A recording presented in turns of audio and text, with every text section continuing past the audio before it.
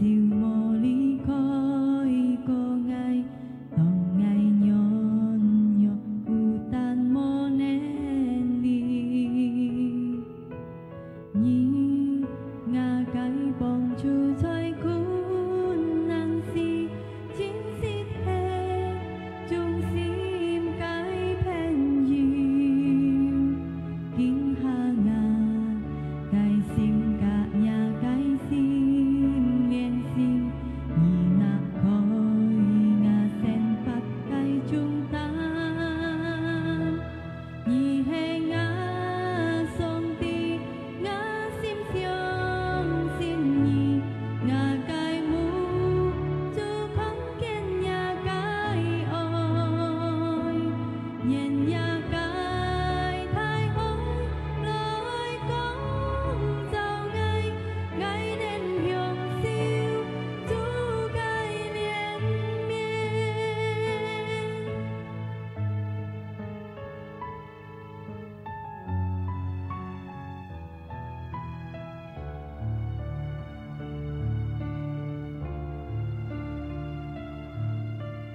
nhí ngà cái bông chu xoay cuốn nàng si chính xít hè chung sim cái pen yêu chính mình nhà sung siêu vô lý khói cô ngay tòng ngay nhon nhọ hutan mô nén đi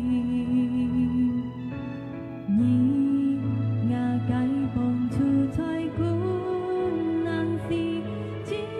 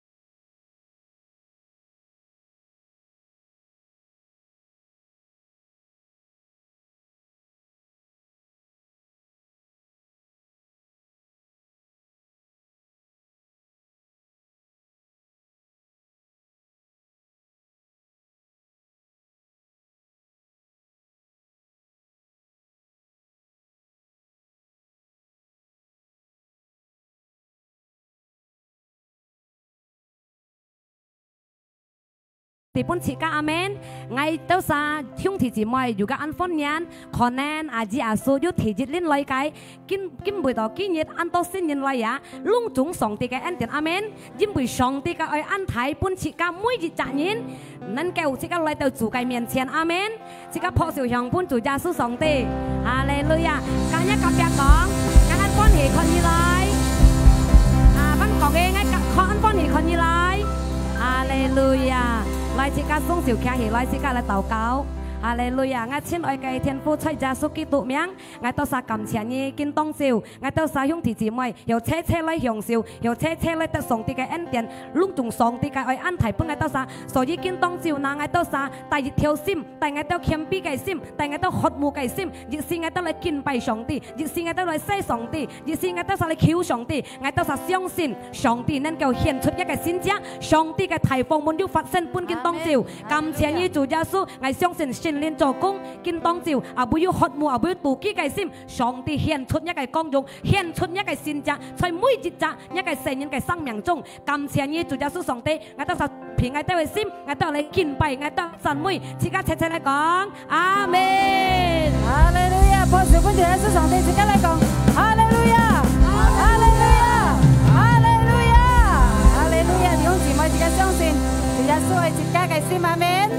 來弟兄姊妹，嗰啲嚟行出嚟，自家嚟講一戰小面前，嗰幾趟主耶穌愛你心，呀，主耶穌愛自家臣服啫，阿門，哈利路亞。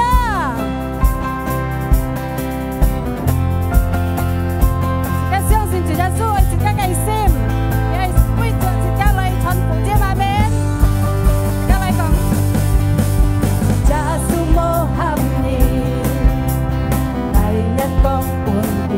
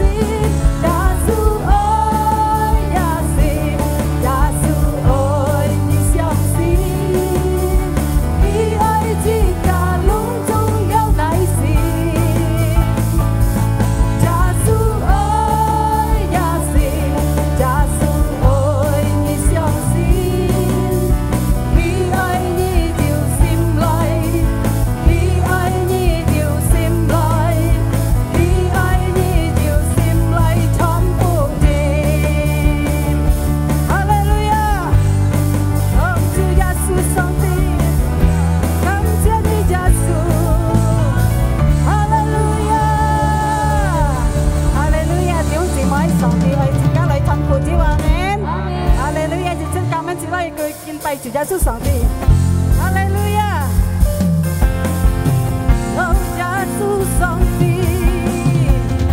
尊讚愛到敬拜你，天天感恩讚美，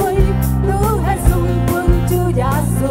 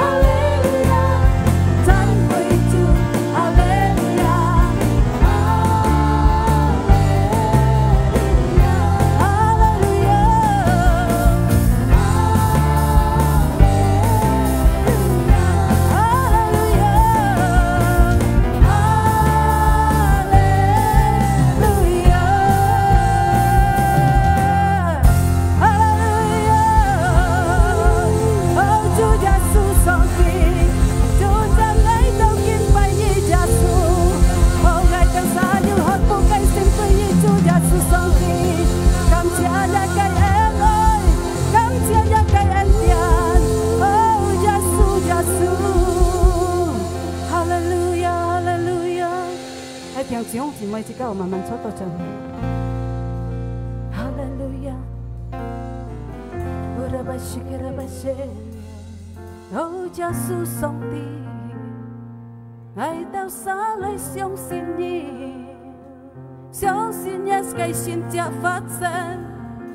哦，不愛到沙，哦，耶穌。也計愛恢復愛到沙，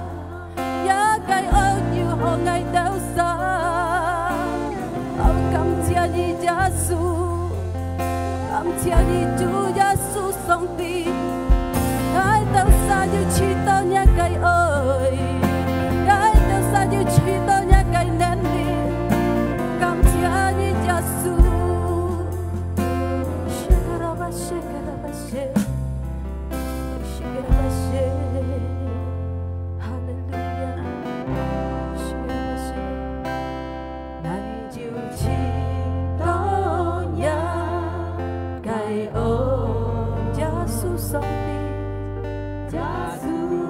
song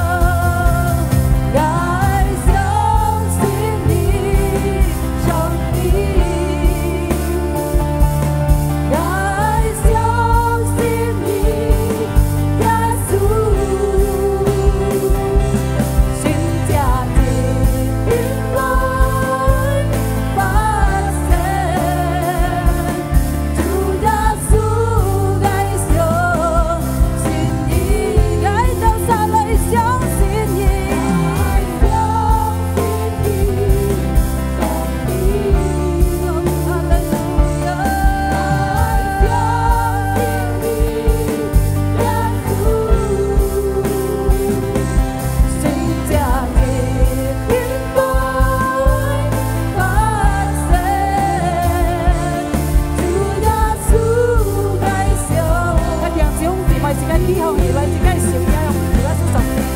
來相信你，上帝愛到手來相信你，來相信你，耶穌就將愛到敬拜你，全家的敬拜發聲，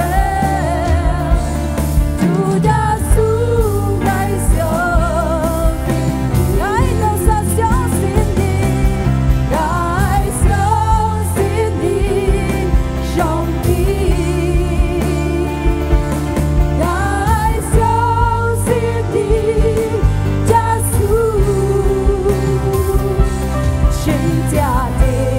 敬拜發聲，主耶穌愛相信你，主耶穌愛相信你，耶穌再來講主耶穌他，主耶穌愛相信你，主耶穌愛相信你，哦，主耶穌上帝，愛到手相信你，耶穌，哈利路亞，哦，主耶穌上帝，愛到手盡將希望你，主耶穌，感謝你嘅恩愛，用恢復愛到手嘅心，感謝你耶穌上帝，愛到手要恢復嘅心對你耶穌，讓我哋嘅世界讓步，讓我哋嘅世界讓我哋嘅世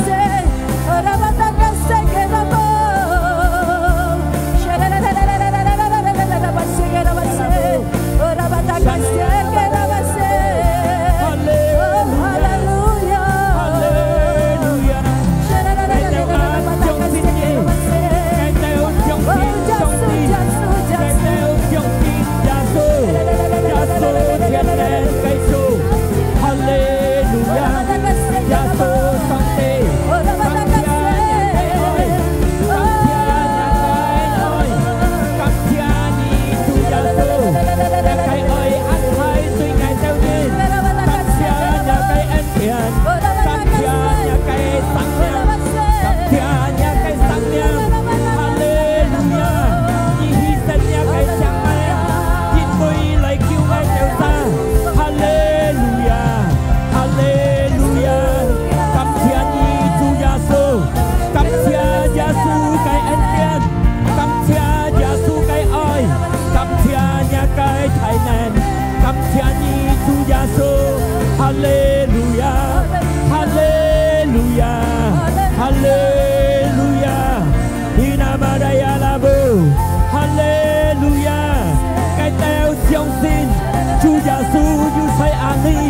，càng ngày đều xa thung thời yêu gì chỉ ngày tao nhé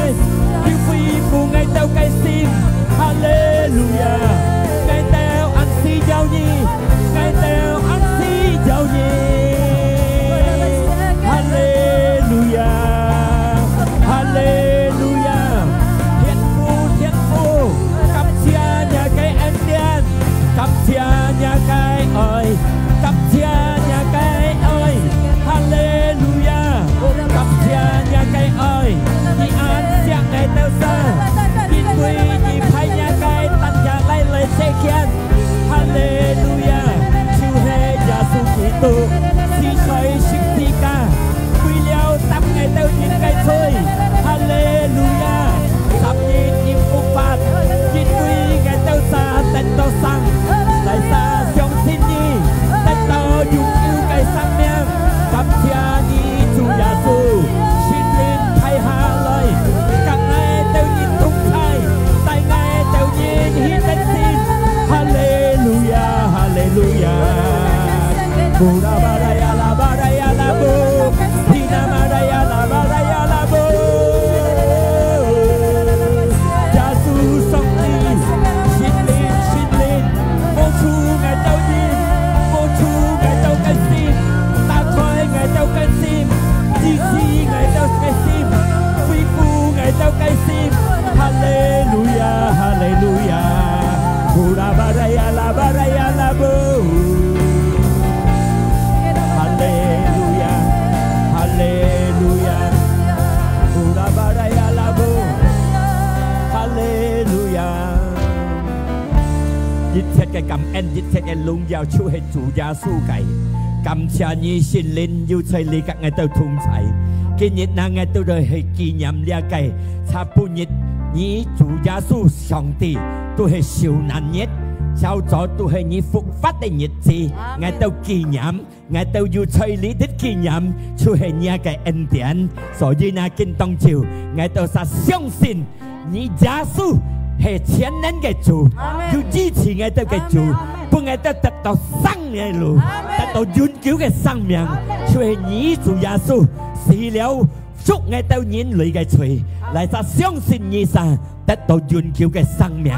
感謝你主耶穌，感謝你聖靈救物我僕人傳一嘅話，救物隆重一嘅指引聽一嘅話，透過一嘅話，我到人知得世間嘅黑道，愛人班人嚟行，熱天我係就一嘅話嚟行，聖靈熱天帶我去得勝，帶我去勝利，在耶穌基督嘅名，我都感恩，我都禱告，相信撒世界切切嚟講，阿門。學少不世界嘅主耶穌，世界講心記，哈利路亞，哈利路亞，哈利路亞，哈利路亞 ，yes， 講一個別啲背後啲，嗱，學才要才你你講，要才你意思世界要分喜，阿門，搶抄搶抄，嗱，隆重平安。感謝主見當朝即刻透過呢一個復活嘅屬靈嘅智慧，我相信上帝做嘅嘅先者。今日嘅日子呢，差半日到耶穌受難日，受難日係咪呢？出嚟講耶穌死在十字架，為了咩呢？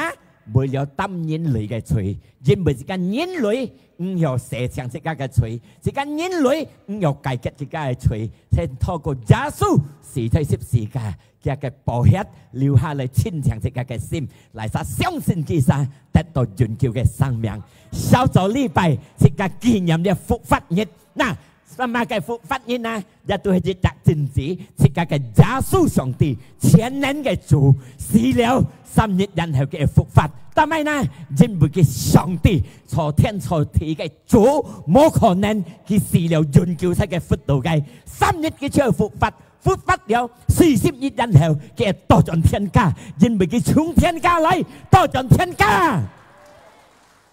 一組即刻係閘門嚟，呢一組即刻係相信，係基礎即刻嘅組，係基礎呢天地世間隆重基礎嚟嘅，呢一組即刻係相信，但係呢，因為個人類主要係基礎嚟嘅。這個日後離開了世間，這個能賺到這個嘅主，就係天父，出到耶穌基督，所以這個係揸本一個信心，阿門。冇一隻主有4本世界，除了耶穌基督，就能4本世界，阿門。因為佢透過佢嘅死，佢嘅寶血下面這個嘅罪，佢冇罪嚟到世間，這個人類一樣，真係擔這個嘅罪，隆重人世間呢跌落罪惡嘅方面，唔有嘅人類嘅罪，除了耶穌基督佢變人嘅下，佢冇罪嘅分別，個人平派佢有啲痛，有啲痛苦，有啲苦，有啲歡喜，有啲快樂，個這個人一樣佢嘅分別，佢冇罪就能夠擔這個嘅罪，透過佢十字架嘅事，擔這個嘅罪，他相信其實這個嘅罪不佢下面係。阿門。講一個別啲兩唔冇變黑，係乜計呢？呢個信心唔冇變黑，因為這兩組就能夠救世界。阿門。嗱，呢個聖經講，因為人隆重跌落罪惡嘅方面，嗱，冇係上帝嘅功用，因為透過一責任唔bằng聽上帝嘅法命令跌落罪惡。所以從那下隆重人切要罪惡嘅方面，其實限要嚟講，是個單殺做嚟嘅罪惡。阿門。你看啲師傅，自家嘅師傅，冇可能自家做隻阿爸阿妹，教自家嘅師傅騙人。一4、5歲嘅師傅係講佢木卡，或者打包了杯了盤嚟了，你佢打包佢打用佢嚟殺打包，唔知佢講咩生意，多數用人間。唔啲係騙人冇呐，佢唔咁錯緊，你一會來係即係嘅當過出嚟下嘅，係咪啦？而家冇可能夠，而家係社會騙人緊，但係佢啲人班騙人啊，寫家即係揾當過出嚟下，呢即係跌落罪惡嘅方面，上帝啲時間人類簽唔到呢世上呢罪，簽唔到呢永久嘅生命，所以佢係變人類嚟出世按到耶穌基督擔住佢嘅罪。透過佢嘅死，透過佢嘅復活，嚟他相信佢啥，得到永久嘅生命。講一及一啲，你嘅信心係扎滿。阿門。托住乜嘢嘅主耶穌？但係佢係用做呢？約翰福音36即刻去看。但係佢係嚟到世間啊，但係佢係死在十字架啊，但係佢係受苦受難啊，但係佢係本人處罰啊，但係佢係死在十字架啊。約翰福音。因為到上帝嘅愛安排對呢個世間要乜嘅嗱，講一個別啲要嘢，世間要人類嗱，透過一個愛安排對呢個世間要人類，為了佢乜嘅派日摘例子，就係按照耶穌基督，為了乜嘅嚟實相信佢啥，唔係得到滅亡，但係得到永久嘅生命。阿門。嚟實相信耶穌基督。得到永久嘅生命，阿門。因為了幫之時，呢個摩沙帶呢個以色列在埃及嘅啲出嚟，去跟啊提嘅下，上帝都講了，透過啲摩沙嘅樣，日後要越責任，像幾日樣，上帝唔係佢出世，上帝讓佢招，所以呢個重點係啲，其他嘅反應都係聽，除咗呢講到係啥，除咗講到耶穌基督，阿門。嗱，還有一計，上帝派嘅。僕人按到耶賽亞呢一方，結果早都講了，而家是看呢一個耶賽亞53你是看，呢耶賽亞講了呢句話，你佢講出即係聖經你寫出啦，做出啊，做了啊，佢講了呢一話啲啊，600年後讓耶穌出世，把啲要到人家8年佢講了未？講了600年。耶穌人出世，佢講乜嘅翻譯是看呢個耶賽亞53，以賽亞書53，係嚟曬相信呢個消息，係嚟曬相信上帝嘅大能。嗱，接下耶賽亞53提議，基督生向呢啲嘅信仰，周信唔會小聲，看唔得嘅面下，意思唔會小聲，切家都唔會看嘅，佢嘅樣都冇，但係呢？因為當佢擔自家嘅痛苦嘅下，擔受難嘅下，半夜嘅兵馬殺到500人嘅面，熱心大場血，熱心500人受苦，為了乜嘅？為了講一個別啲，為了這間人類。咁面殺到種種出血，話要帶嚟熱魔，呢個馬鞭要翹熱，殺下去，對下去，叫吞肉率。為了乜嘅？一個愛安排。擔住間人類嘅罪，阿門。嗱，第3節，佢本人險，定痛苦，定受傷，人家跟揸嘅面，冇人看得起意思，係自家計下出嘅，自家都看唔起，何睇自家冇計寫計佢出世，係咪呢？要講上帝下嚟出世。要本人打本人殺，冇費小笨啲，所以兄弟姊妹係本人險，本人欺負，講一及一啲冇費小嘅冇恩。耶穌做了嘅樣，本人殺，本人超差，本人當十字架，越見威佢冇反對。或者係講自家兄弟姊妹，本人險，本人罵，本人阿伯，自家險人兩句嗎？講一及一啲曉，因為耶穌基督喺世界嘅心中裏邊，耶穌曉，佢本是個人，是個曉，阿門。你一撲上咪意思係唔曉啊曉？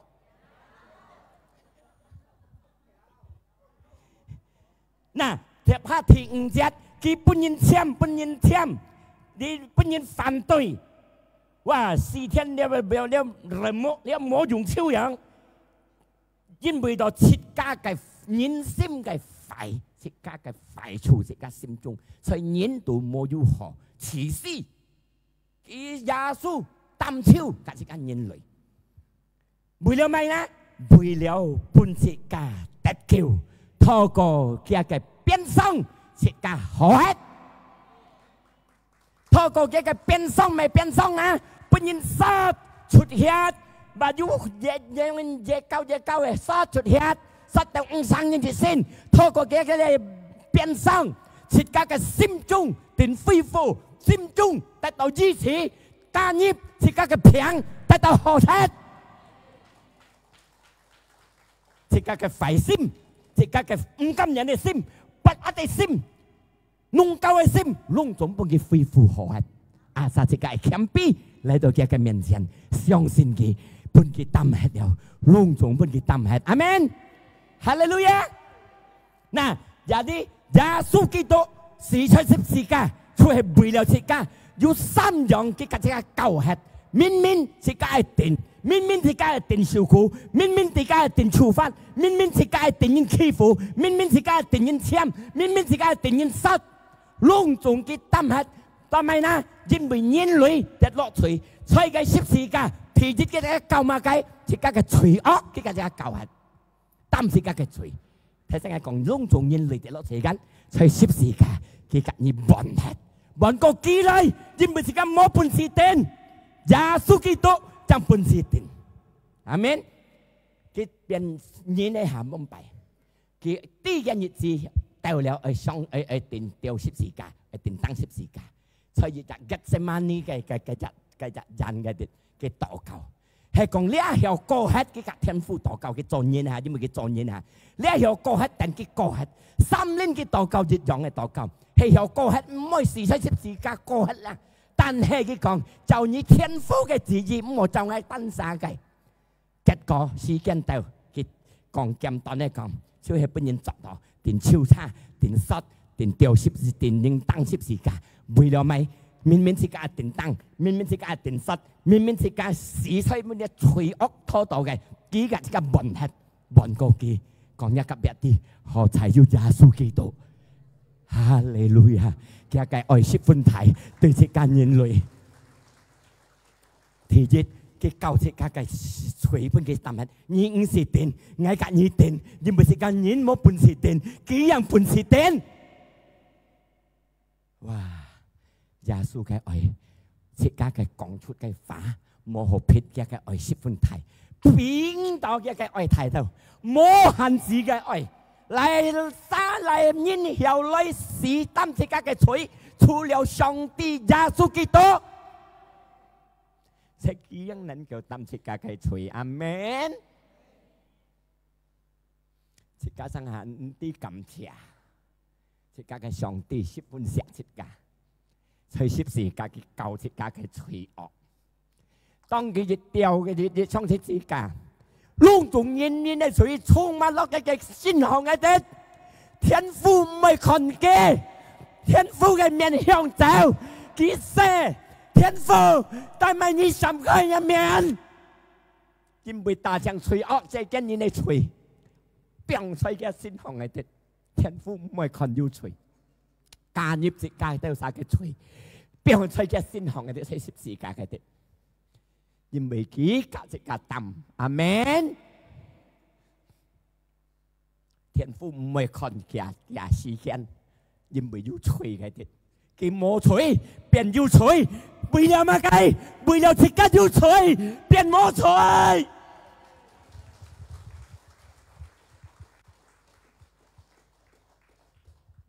佢冇罪嚟到世間，變有罪，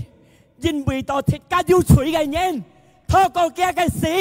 透過佢嘅復活，自家變冇罪，變冇佢擔乜，到自家做錯，自家嚟到佢面前，自己討原諒，赦免嘅罪，佢原諒自家嘅罪。自家唔係做罪嗎？在社會裏頭，當然自家唔係錯誤，唔係做罪，但係自家謙卑嚟到佢嘅面前，天父原諒我罪我錯啦，佢原諒你。阿門。抱小們自家係主耶穌，佢家自家教係， nhị có liên thọ nhị hiệp dịch dua Korintus 5 ayat 21 dia cái xin kinh講經啲錘bandit變成有錘為了這個得到義人為了這個得到對dibenarkan oleh Allah Sangti sapian sikat nyin透過耶穌基督當時間錯當時間要隨上帝看耶穌基督要在耶心中變下面時間阿門喜歡上帝時間根本日要接受到耶穌在嘅救助很安多人硬心唔係相信實際上帝耶穌基督做了本隻間人類冇本事做嘅，佢做了本隻家，但係很多人冇打開心，隻家根本一打開心接其實快樂歡喜，阿門。1 Korintus 6:20 1 Korintus 6:20 xin kinh nhóm con chỉ can mai tình cái mai hết leo xin chẳng leo mô sầu kèm bàn tết bàn hiền mẹ dùng lưới bàn dùng cái bò hết dùng cái miệng bàn amen chỉ cần nhìn một bún xì bàn lea但係上帝將本事將能辦透過嘅事透過嘅bò hết suốt chỉ cái水chỉ cái yêu水變冇水佢冇水變yêu水為了嘅愛安排對兄弟姊妹阿門抱手俾個主耶穌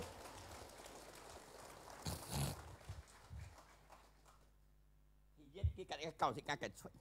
第二個教咪是個召結人哋咪講孤獨是個定召慘嘅人做工行做兩行因為到要召慘要孤獨要召結做工先做兩先但係半個擔係在十字架阿門佢擔是個召結加拉提亞3:13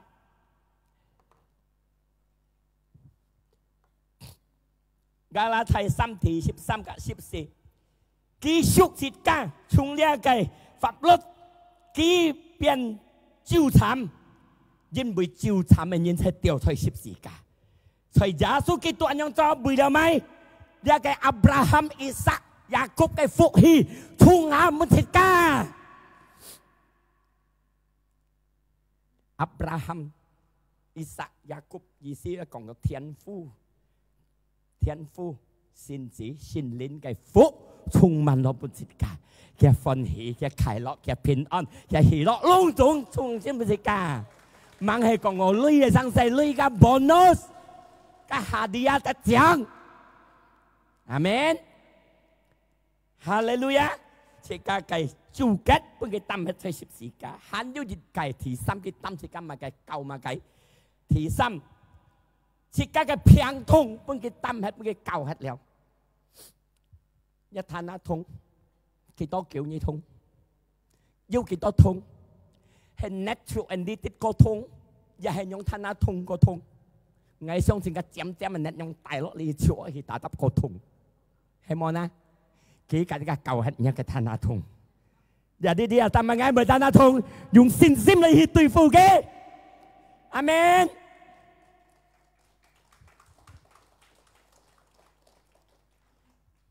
มาไทยฟูยิ้มปัดชิบชิดกี่ตั้มเหตุสิกาแกเพียงกี่เก่าสิกาแกเพียงใช้ชิบสี่กาแกติดมาไทยฟูยิ้มปัดชิบชิดยิ้มไปต่อเลี้ยไก่กี่กองชุดไอ้ฝาท่อก็เลี้ยไก่เยสายะไอ้เฮียนชุดเลยกี่ปีสิกาแกยอกเตียมตั้มสิกาแกเพียงสิกาแกย้อนยอกปุ่นกี่ตั้มเหตุปุ่นกี่ไข่เหตุกี่ไข่เหตุสิกาแกย้อนยอกสิกาแกทุ่งโคตั้มสิกาแกเพียงปุ่นยาสุกิตุตั้มเหตุอาเมนฮาเลลูยาชีเปียนกี่ปากคงซ้ำถี่ซ้ำมาสมุดปากคงซ้ำถี่ซ้ำ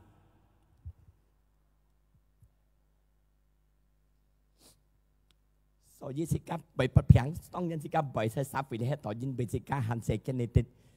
呀，生下自家蝕太多日為不平，所以講一夾日啲，就緊自家嘅橋我撚蝕，阿門。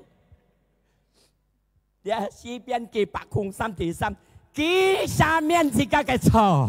以此自家嘅平，破照本主耶穌。記下面自家嘅錯，格擔自家嘅平，兄弟姊妹很叫快樂。自家嘅錯要錯來到佢面前，討人兩件三面自家嘅錯，要平而來到佢面前用信心，記以前一個平。為猛好一個平，為生下自家禱告有朗誦得到信者，要到愛熱團時間，要到上帝用醫生，要到愛用藥，但係攏總有好，係有好嚟講，唔好離開上帝，唔好離開主耶穌。阿門。佢最好嘅主，最錫自家人類。阿門。哈利路亞。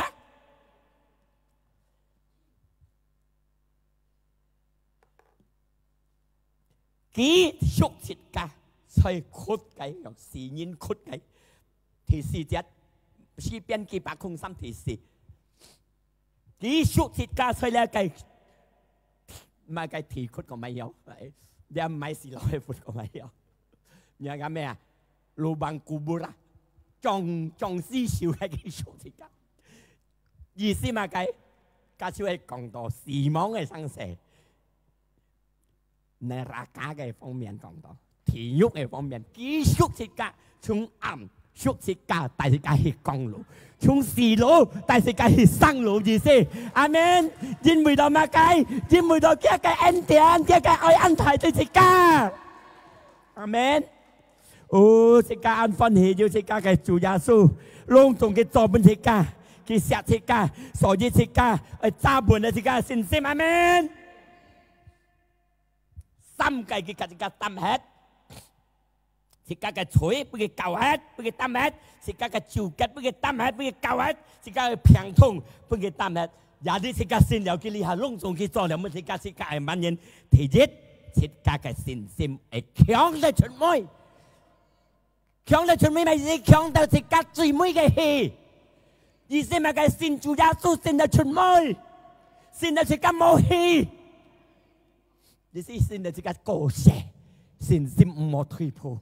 阿門。一啲冇退步嘅信心，但係呢，因為世間你喺度半生啱到痛苦，樣樣去對自家信心走，樣樣去咪自家對跌自家信心，啱到去對自家走，但係呢，因為一個社聯五金人自家去一堆嘅路，佢五金人自家達到啲真理，佢五金人自家達到啲永久嘅生命，佢攞自家嘅強一下，落啲痛苦嘅地方。所以自家冇半啲沙灰世間社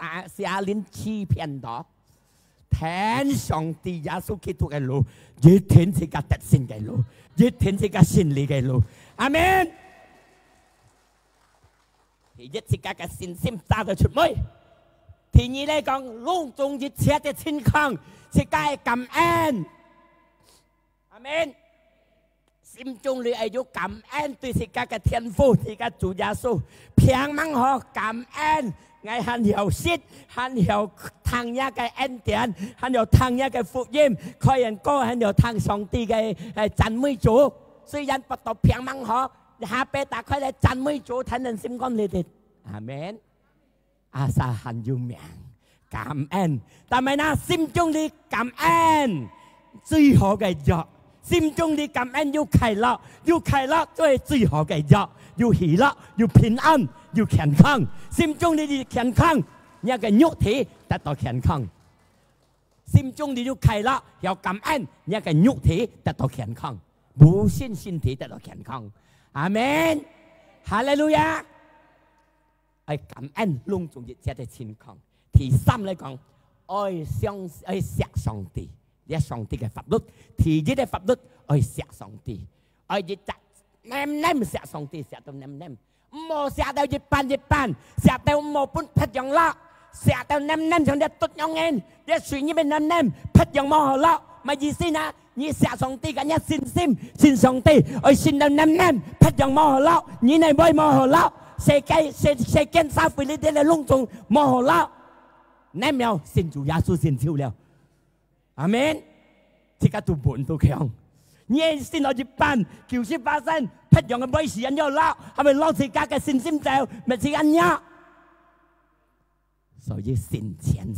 信超去。xã會嘅杯，攞時間唔就，親戚朋友嘅杯，咩時間唔就，幫擺時間未咧你叫便宜咧你，咩講叫便宜，你講我願叫嘅生命上帝嘅愛，冇人能夠三面之間嘅水，除了耶穌基督，一出係咩講我係乜計，每乜計人咪實現嘅，隆重人類是有得救。透過嚟生有得救，透過你錯天錯地嘅上帝，除耶穌基督將能救世界。寫上帝寫到năm，到時間寫上帝寫到năm，社會攞時間唔就，唔係講下禮拜嚟去聚會，下禮拜嚟去拜主，還要按多日禮拜，係講你寫到năm，馬計到爛嘢唔係，係冇？係啥事大錢嚟？國提水爛嘢係冇？因為你撳錢撳到năm了啊！提日你嚟真嘅先門啊，做爸做阿爸啊，阿叔啊，想幫你大錢啊，提水啊，一班你問我去啊，咩啊籌辦你啊，爛嘢係冇？爛嘢唔係緊，因為你撳錢năm了對你寫嘢啊，啊籌辦冇咪，水爛嘢唔係冇呢？因為你寫到năm了。係你寫上帝寫năm，馬嘅東西都唔應就，阿門。寫了上帝năm，我哋想寫緊人類。其實上帝嘅法律，第一寫上帝，第二寫人類，就係一樣寫你嘅當下。所以你係兄弟姊妹，你做阿叔。做叔妹做阿妹咁樣，有心口咩同你同心嘅，人兩嘅有石嘅，冇呢度病。上帝嘅支持你嘅心，你病嘅機，人兩病嘅機，佢支持你心，恢復你心。睇先講嘅，佢支持你嘅病，唔單止不病，支持你嘅心，你嘅心得到恢復。做用嘅心口，你咁樣咪講我睇到背，人兩你咁樣，想寫緊人類。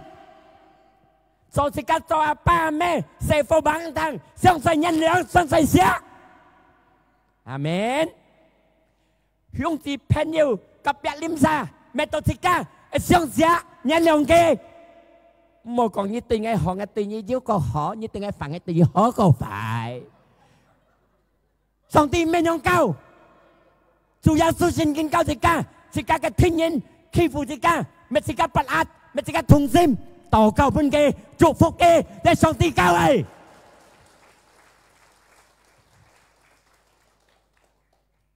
我是看有人係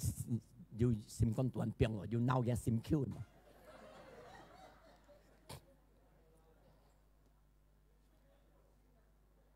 而家當下講，我係人良隆重人民嘅同心嘅。主耶穌我係人良隆重人民嘅同心嘅，我係寫嘅。阿門，冇咪咁講，冇人講，主耶穌，我係人良，隆重人，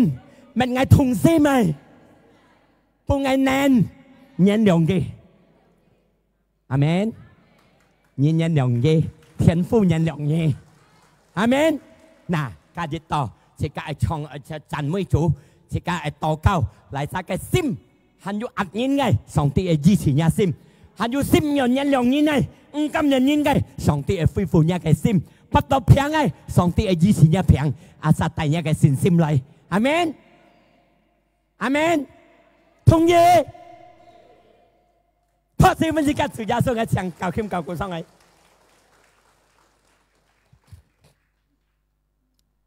要接到嗎？阿門，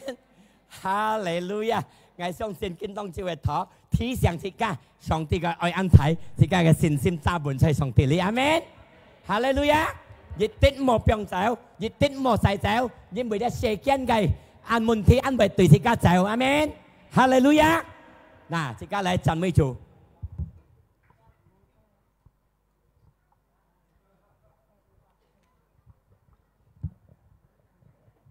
家下嘅長額嘅同工，行前嘅禱告呢度啥？即家初人是行，家嚟啥？禱告啥次落要心用人用呢咯。我心叫咩？拔下到夾別呢面嘅拔下到，劈晒啦，用公捧又雙手人用咯。ขี้紅嚟，ทาง人啱嘅法，啊，啱咪講嚟家嚟啥ขี้紅嚟啊？สามารถ初人啲嚇，嚟啥拔平咯，家要ขี้紅嚟，家嘅同工咪行前嘅禱告。上帝嘅恢復時間，透過呢一個紀念，呢一個小難，呢一個復活，時間唔會變咗要呢一痛苦。阿們。無可能對住你，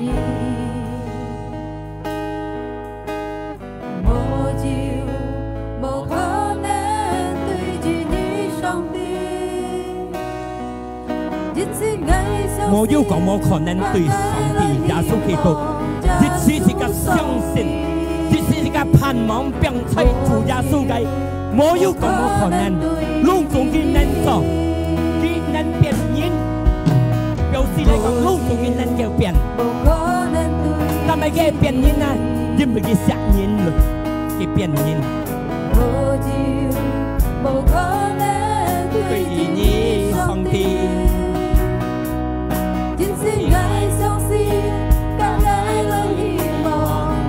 主上帝，我就無可能對住你。我相信一切愛會恢復愛，一切愛能夠恢復一個心，一個才能夠治好自己嘅病痛，治好一個心。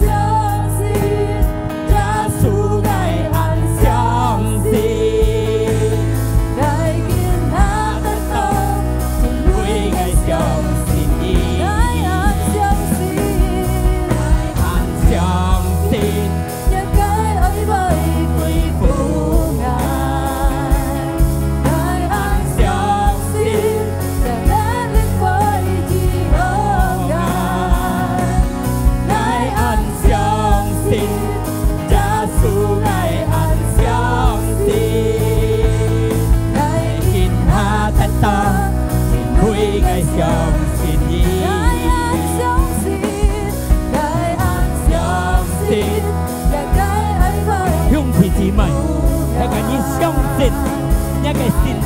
對主耶穌能夠恢復一個心，要不安因嘅，要兩公婆，他們要人兩嘅，要安一條，要安一個別領下，安一天嘅，他哋要不到平嘅，mà cái平nữa hả? Như chỉ hỏi tổ cầu ta như khí ông này, tại sao hỏi tổ cầu ta khí ông này? Dùng nhiều nhân dòng như này, dùng bắt đầu平này, khí ông này, những cái siêu平ông này khí ông này, tại sao chỉ tổ hỏi tổ cầu này, hỏi như khí ông này?相信，來見他的道，會愛相信你。我嘅同工行前嘅禱告，來對來，為對咪。哦，哈利路亞！你相信，你能夠，你相信，你能夠醫治。哦啦吧啦吧啦吧啦吧啦吧，是嘞嘞嘞嘞嘞嘞，是嘎啦吧啦吧啦吧，是啦呀啦吧啦呀啦吧。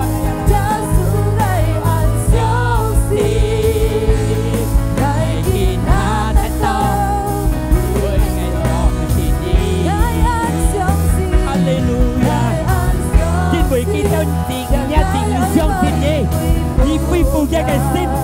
一個心意恢復，喺大家嘅平意支持嘅，見當朝先至去發生，越多夠支持，一個先至變強毅，一個盼望堅強變細也都記住嘅，越能恢復一個心，越能支持一個平，把個平落越能夠支持嘅，哦啦吧啦吧啦吧啦吧是。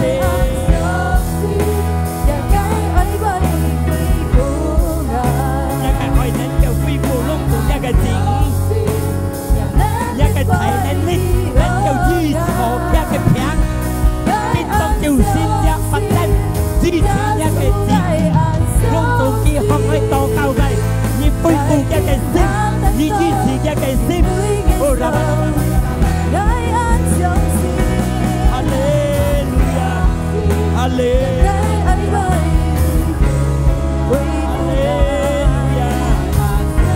Oh, ra ba da ya la ba da ya. 上帝已救恩，上帝已拔出一奇妙小鐘，支持基督，支持基督，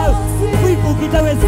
恢復一個自嘅心，恢復一勵志，一位志，一你知道，恢復嘅，恢復一個心。哦，哈利路亞！我相信一個能力降下來，一個善者降下來，不平嘅得到支持，不平嘅得到支持，用一個電塔到嘅，呢下，所以耶穌基督嘅名。Kekoi, Urabadabadaya labu, Vinabadaya labu, Sadaya labu, Vinabadaya labadaya labu.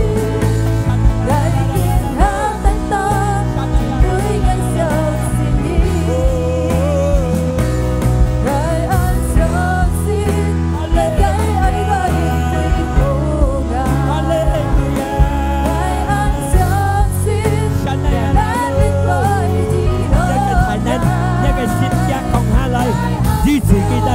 恢復Kitô嘅心，支持一個餅，你推動啲禱告，把個餅好，係耶穌基督嘅名，你該看到，係耶穌基督嘅名，嗰個一個變裝，攞住餅，你消滅，攞住餅，得到支持，得到身體健康，心中你要得到恢復，有年有年你見到得到恢復，你做到攞住一個心中得到平安。得到喜樂，得到快樂，你親像一個心，哦，一啲笑都冇，一啲感人都冇了，因為耶穌親像嘅心，恢復一個心，哦，啦吧啦吧啦吧，哦，哈利路亞，哈利路亞，沙那呀啦啦呀啦吧，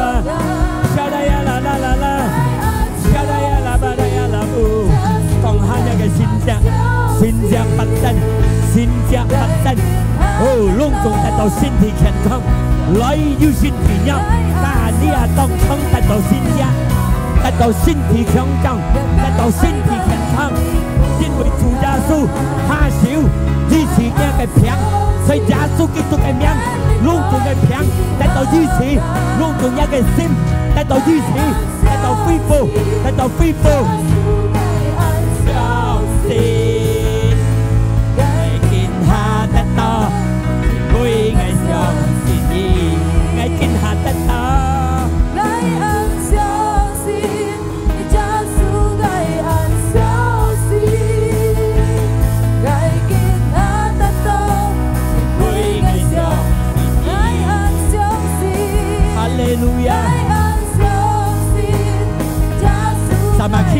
Hãy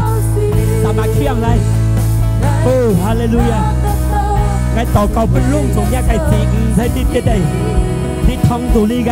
係耶穌基督嘅名，隆重要痛苦，要咪計又冇路嘅，上帝開路門嘅到晒，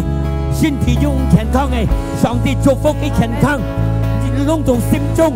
要冇分喜嘅，有年嘅，上帝恢復一個心。係耶穌基督嘅名，隆重得到，因為佢哋相信耶穌基督做了善者，不隆重嘅得到咗破照不住耶穌。阿門。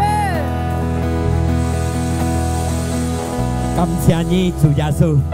我相信隆重一字五見當照，得到一個善者，身體得到健康，心中得到恢復，隆重得到一個喜樂，得到一個歡喜，一個家庭啲嘢順順。一個隆重大家族三馬順順，一個身體也得到健康，面有笑容。破笑本主耶穌，係耶穌基督嘅名，即刻感恩，即刻禱告，即刻細細講阿門。阿門。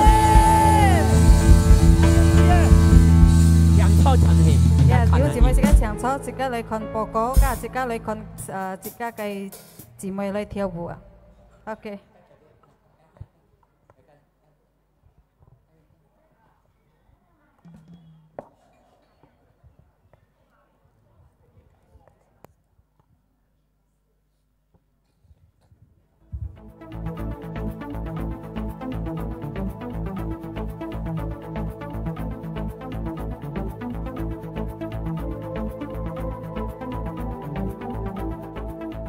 今日時間切家愛本奉獻，落門時候，同工要發善台本切家到啥？弟兄姊妹奉獻，業落善風台氣，家下散會，弟兄姊妹業盡相度，吹門順街。客家聚會每日拜六4點，青年少年聚會每日拜六6點半暗鋪頭。禮拜日切家要兩年聚會。體育堂9點交先頭，體育堂6點暗頭，上帝祝福提出家。